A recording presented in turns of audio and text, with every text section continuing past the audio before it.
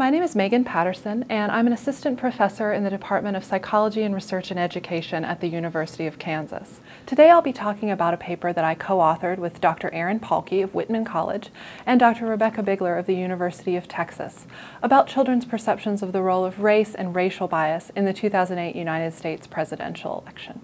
This paper was published recently in Analyses of Social Issues in Public Policy.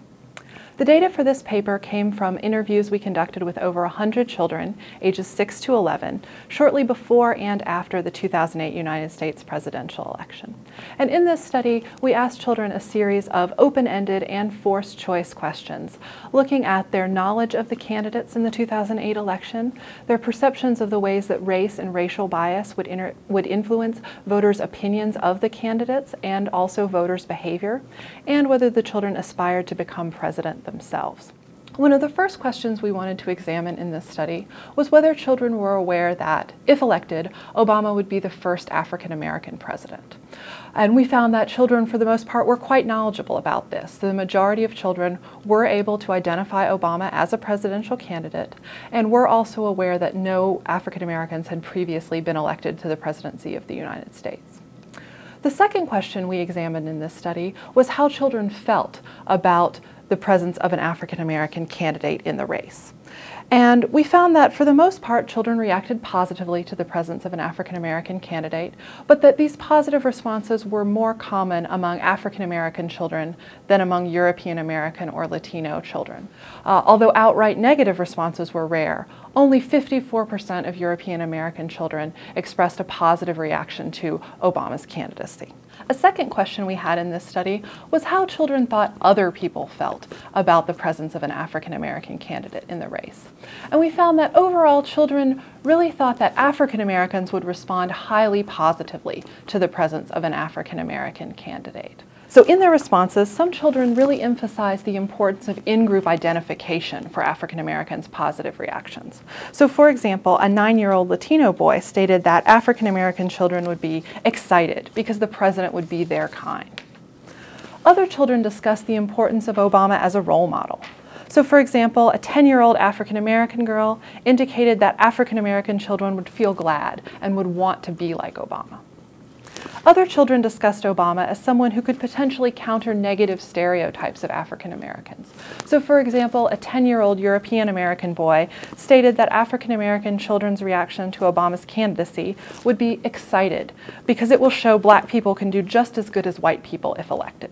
In contrast to the view that African Americans would react very positively to Obama's candidacy, there was a perception that European Americans' reactions would be more mixed.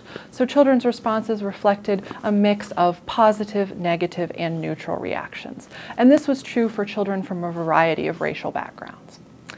So one example of a perceived negative reaction comes from an 8-year-old African American boy who stated that European Americans' reaction to Obama would be that they would feel like they would hate him. They really, really wanted McCain to win.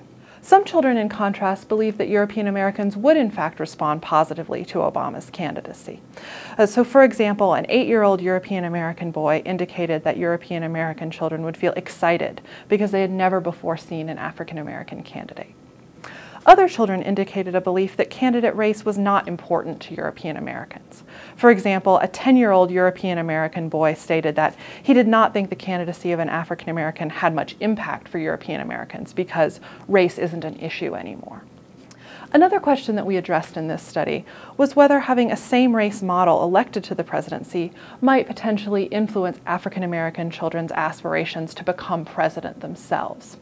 Many theories argue that having in-group models in a particular role will influence children's aspirations to that role. And President Obama himself has suggested that seeing him in the role of president will potentially influence African American children's views of themselves and what they can become. So we examined children's aspirations to become president both before and after the election. And we found that aspirations to become president did not change from pre to post-election for children from any racial group. Interestingly, however, African American children were more interested in becoming president than European American children, both before and after the election.